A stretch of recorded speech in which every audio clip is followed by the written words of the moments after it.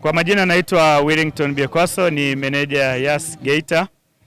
Kimsingi tuna furaha kubwa sana na tumekuwa tukishirikiana pia na chama cha mpira, lakini na wachezaji kuanzia ngazi ya kata. Kwa hiyo ni vijiji vingi ambavyo tumevizungukia, tumekuwa tukichezesha ligi mbalimbali. Kwa hiyo tuna furaha pia kuwa miongoni mwa wadhamini mwa ligi hii ambayo inaendelea, ambayo ndio fainali katika wilaya ya Geita.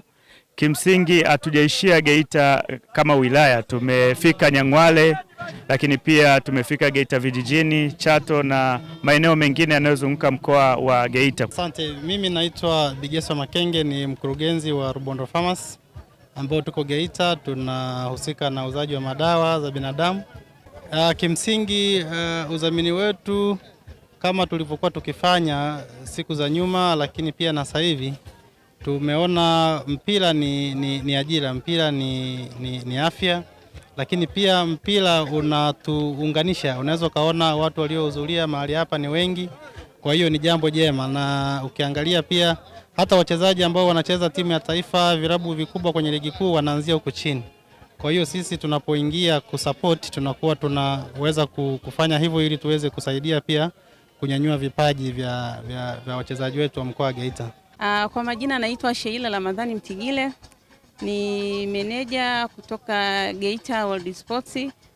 Geita World Sports tunahusika na uuzaji wa vifaa vya michezo katika mkoa wetu wa Geita na hata nje ya mji wetu wa Geita pia. Sisi tumejikita sana katika uuzaji wa vifaa vya michezo. Nipongeze kwanza uongozi wa chama cha mpira wilaya, kwa sababu jitihada wanazozifanya hata sisi pia tunaziona, na ndio maana tukaguswa katika kuja kuweka udhamini wetu.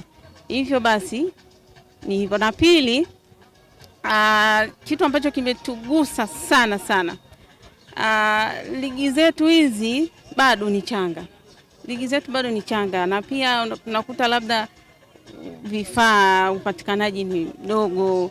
Kwa hiyo tukasema hapana, tuongeze chachu ili hata vijana waweze kuhamasika zaidi na zaidi, kwa sababu tunajua kabisa mpira ni afya, mpira ni ajira. Tunawapa ile motisha vijana katika kushiriki katika mashindano haya.